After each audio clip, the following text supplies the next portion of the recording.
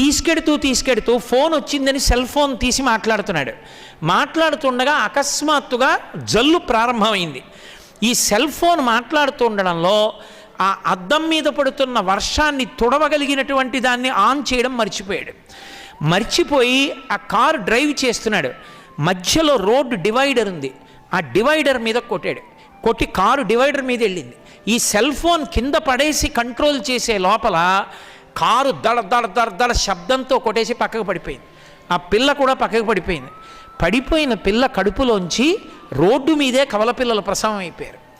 అతని అదృష్టం బాగుంది కాబట్టి దగ్గరలో హాస్పిటల్ ఉంది, ఆ పిల్లని తీసుకెళ్లారు. పిల్ల మనవలు కూడా దక్కారు. అతను చచ్చిపోలేదు, బతికాడు. కానీ ప్రాణాలు హడిలిపోయి ఆ పిల్లలకి ఏమైందో, ఆ అమ్మాయికి ఏమైందో, తన బతుకేమైపోతుందో అని హడిలిపోయాడు. మాట్లాడకూడని చోట సెల్ ఫోన్ మాట్లాడడం అంత